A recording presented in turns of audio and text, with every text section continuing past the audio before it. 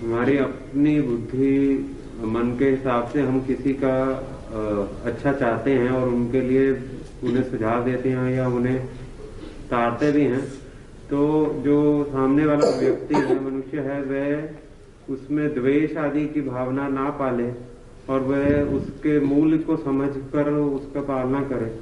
और यदि वह ना करे ऐसे, तो उसके प्रति हम अगर छोड़ दें तो वो ये कैसे समझे कि तमस गुण की वजह से सब कुछ करना छोड़ रहे हैं या उसके प्रति अपनी आस्था कम कर रहे हैं, कैसे पता लगता है? बढ़िया बढ़िया।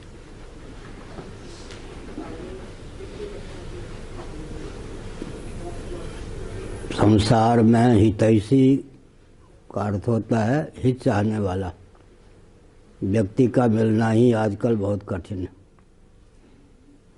फिर हितैषी होता हुआ हितज्ञ हो, हित को जानता भी हो, फिर हित करने में तत्पर हो, संलग्न हो, फिर हित करने में समर्थ भी हो। चार योग्यता तो केवल भगवान में है या सिद्ध संतों में है, भगवान कृपा से। हितैषी, हितज्ञ, हित करने में तत्पर और समर्थ व्यक्ति का मिलना असंभव सरीखा है। दूसरी बात यह है कि हित की पहचान बहुत कठिन है। कौशितक की ब्राह्मणोपनिषद में हित तत्व परमात्मा को ही माना गया है। हित जो हिततम है या हित तत्व है, परमात्मा है। एक राजा प्रतार्दन थे, बहुत सिद्ध थे, प्रतापी थे, बलवान थे। वो देवराज इंद्र के पास, इंद्र के धाम में पहुंच गए और युद्ध की चुनौती दे दी। ब्रह्मसूत्र में भी इस विषय पर शास्त्रार्थ। वो तो क्या करेगा, बच्चा है तो।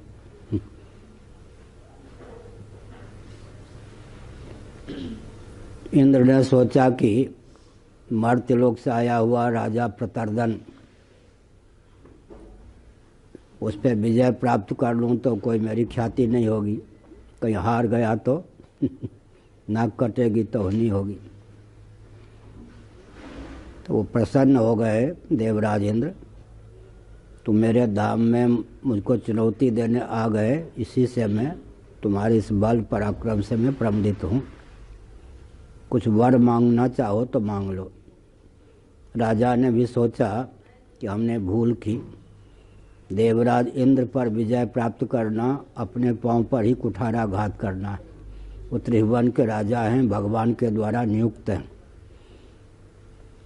रामचरितमानस आदि पढ़ने से लगता है कि देवराज इंद्र का अपकर्ष भगवान विष्णु को भी पसंद नहीं है। वो राजा धीराज हैं, त्रिभुवन के एकमात्र योद्धा और सम्राट हैं। इंद्र ने कहा कि वर मांग लो। प्रतार्दन ने कहा कि मैं मर्त्यलोक का मनुष्य हूँ,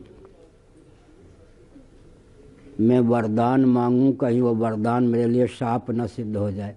होता यही है, जो अपने उत्कर्ष की भावना से व्यक्ति देवी देवताओं से चाहता है, बाद में वह वरदान न सिद्ध होकर शाप सिद्ध हो जाता है। इसलिए जिसमें मेरा हित हो उस हित तत्व का आप उपदेश कीजिए। हो सकता है कि मैं अपनी बुद्धि के बल पर जो वरदान मांगूं वो मेरे लिए भविष्य में शाप सिद्ध हो जाए। तो इंद्र ने वहाँ पर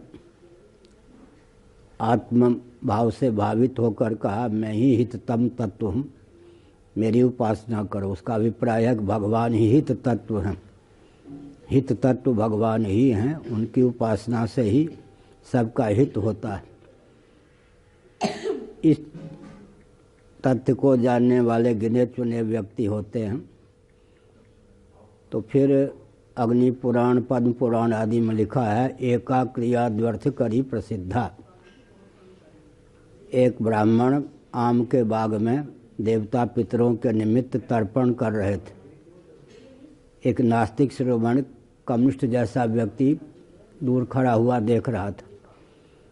इसके द्वारा प्रदत्त जल के प्रभाव से देवता पितर तृप्त हो रहे हैं, वो तो नहीं समझ पा रहा था, नास्तिक था। लेकिन आम के जो पौधे हैं वो सिंच रहे हैं, वो तो देख रहा था। तो तर्पण का उसने विरोध नहीं किया। क्यों नहीं किया? दृष्ट फल वृक्ष का सिंचना वो देख रहा था, उसको तो वो इनकार नहीं कर सकता था। तो हमने एक संकेत किया, सनातन धर्म की विशेषता यह है, एका क्रिया द्व्यर्थ करी प्रसिद्धा। यहाँ जितने भी विधि विधान हैं वे लौकिक उत्कर्ष में भी, पारलौकिक उत्कर्ष में भी और परमात्मा की प्राप्ति में भी सहयोगी सिद्ध होते हैं। इसलिए भौतिकवादी भी अगर कोई सनातनी है उसकी गतिविधि का विरोध नहीं कर सकता। एका क्रिया द्व्यर्थ करी प्रसिद्धा। तो ऐसा उपाय बताना चाहिए जिससे लौकिक उत्कर्ष हो और साथ ही साथ पारलौकिक उत्कर्ष भी हो जाए। स्नान करना, नहाते हैं या नहीं? भौतिकवादी भी स्नान करते हैं मैल छुड़ाने के लिए, शरीर में स्फूर्ति ताजगी लाने के लिए। हम लोग जो स्नान करते हैं उसमें विशेषता क्या है?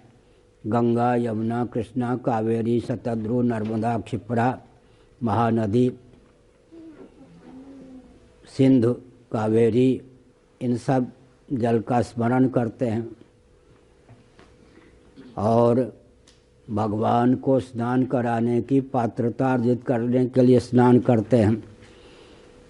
भौतिकवादियों को जो स्नान का फल प्राप्त होता है वो हमें भी प्राप्त हो जाता है, लेकिन भौतिकवादियों का स्नान भोग बन के रह जाता है, हमारा स्नान भगवान से जुड़ जाता है।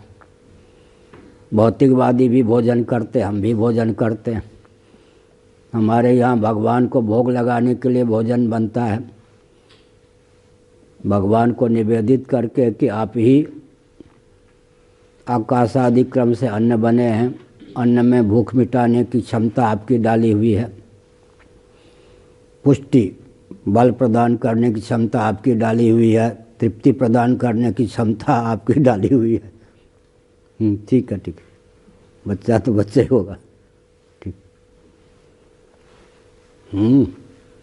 तो हमारा जो भोजन है वो भजन बन जाता है। भूख की निवृत्ति, बल की प्राप्ति, तृप्ति हमको भी प्राप्त होती है। यत् करोसि यदश्नासि यत् जुहोसि ददासि यत् तपस्यसि कौन्तेय तत्कुरुषु मदर्पणम्। आपने जो बताया ऐसा साधन उपाय बताना चाहिए, उसको लगे कि लौकिक उत्कर्ष भी होगा। लौकिक उत्कर्ष होगा तो शास्त्र के प्रति वास्थान्वित हो जाएगा। अपनी खुदाई, अपनी ईश्वरता, अपनी सिद्धि नहीं बगाड़नी चाहिए। शास्त्र के अनुसार साधन बताना चाहिए व्यक्ति की क्षमता को देखते हुए।